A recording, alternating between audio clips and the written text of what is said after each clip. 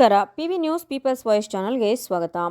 ಗೌರಿಬಿದನೂರು ನಗರದಲ್ಲಿ ಅದ್ದೂರಿಯಾಗಿ ನಡೆದ ಬಸವ ಜಯಂತಿ. ನಗರದ ಶನೇಶ್ವರ ಸ್ವಾಮಿ ದೇವಸ್ಥಾನದಿಂದ ಮಹಾತ್ಮ ಗಾಂಧಿ ಸರ್ಕಲ್, ಅಂಬೇಡ್ಕರ್ ಸರ್ಕಲ್ ಮುಖಾಂತರ ನೂರಾರು ಸಂಖ್ಯೆಯಲ್ಲಿ ಬಸವಣ್ಣನವರ ಘೋಷಣೆಗಳನ್ನು ಕೂಗುತ್ತಾ ವೇದಿಕೆ ಕಾರ್ಯಕ್ರಮದ ಡಾಕ್ಟರ್ ಎಚ್.ಎನ್. ಕಲಾಭವನಕ್ಕೆ ಬರಲಾಯಿತು.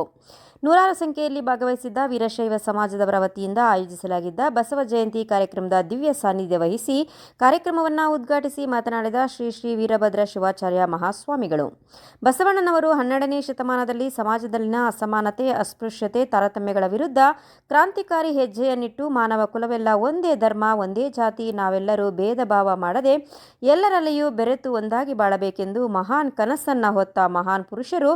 ಅಂದಿನ ಸಾವಿರಾರು ವರ್ಷಗಳ ಹಿಂದೆಯೇ ವಚನ ಸಾಹಿತ್ಯಗಳ ಮೂಲಕ ಜನರಲ್ಲಿ ಜಾಗೃತಿ ಮೂಡಿಸಿ ಅನೇಕ ಬದಲಾವಣೆಯ ಕ್ರಾಂತಿಕಾರಿ ಸುಧಾರಣೆಗಳನ್ನು ಜಾರಿಗೊಳಿಸಿದ ದೈವಿಕ ಪುರುಷರು. ಇಂತಹ ಅನೇಕ ಸಮಾಜ ಸುಧಾರಣೆಯ ಕಾಯಕದಿಂದಲೇ ಜಗಜ್ಯೋತಿ ಬಸವೇಶ್ವರರು ಎಂದು ಖ್ಯಾತಿಯನ್ನು ಪಡೆದ ಬಸವಣ್ಣನವರ ಆದರ್ಶ ತತ್ವಗಳನ್ನು ಇಂದಿನ ಪೀಳಿಗೆಯ ಮಾನವರೆಲ್ಲರೂ ಪಾಲಿಸಿ ಗೌರವಿಸಬೇಕೆಂದರು. ಇದೇ ಸಂದರ್ಭದಲ್ಲಿ ಹಾಜರಿದ್ದ ತಹಸೀಲ್ದಾರ್ ಮಹೇಶ್ ಪತ್ರಿ, ನಗರಸಭಾ ಸದಸ್ಯ ಮೃತ್ಯುಂಜಯ, ಜಿಮ್ ಹರೀಶ್ ಹಾಗೂ ತಾಲೂಕು ವೀರಶೈವ ಸಮಾಜದ ಪದಾಧಿಕಾರಿಗಳು, ಚುನಾಯಿತ ಜನಪ್ರತಿನಿಧಿಗಳು, ಸಾರ್ವಜನಿಕರು ಉಪಸ್ಥಿತರಿದ್ದರು. ವರದಿ ಕೃಷ್ಣಮೂರ್ತಿ ಕಿಟ್ಟಿ. ಇಡೀ ಈ ಭಾಗದಲ್ಲಿ, ಉತ್ತರ ಭಾರತದಲ್ಲಿ ನಾವು ವೀರಶೈವ ಲಿಂಗಾಯತ ಜಂಗಮ ಸ್ವಾಮೀಜಿಯವರಿಗೆ ಭಾಳ ಅತ್ಯಂತ ವಿಶೇಷವಾದ ಗೌರವವನ್ನು ಕೊಡ್ತೇವೆ. ಆದರೆ ಇತ್ತಿತ್ತಲಾಗಿ ಯಾರೂ ಸ್ವಾಮಿಗಳು ನೀವು ಬರ್ತಾ ಇಲ್ಲ ಕಾರಣಕ್ಕಾಗಿ ನಾವೇ ಸ್ನಾನ ಮಾಡ್ಕೊಂಡು ಹೋಗ್ತಾ ಇದ್ದೇವೆ.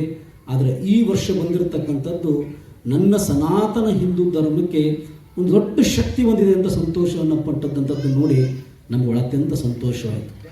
ಕಾರಣ ಏನು ಅಂತ ಹೇಳಿದ್ರೆ, ಅವ್ರು ಹೇಳ್ತಾರೆ, ಪ್ರಪ್ರಥಮವಾಗಿ ನಾವು ಜಂಗಮರನ್ನು ಮೊದಲು ಸ್ನಾನವನ್ನು ಮಾಡಿಸೋದು ಯಾಕೆಂತೇಳಿದ್ರೆ ಅವರ ಪಾದದ ನೀರು ನಾವೆಲ್ಲರೂ ಸಹಿತ ಸ್ನಾನ ಮಾಡಿದರೆ ನಾವು ಪಾವನವಾಗ್ತೇವೆ ಅನ್ನುವಂಥದ್ದನ್ನು ಅವ್ರು ಹೇಳಿದರು.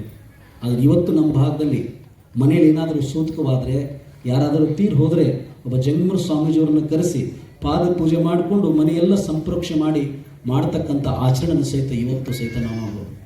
ನಮಗೆ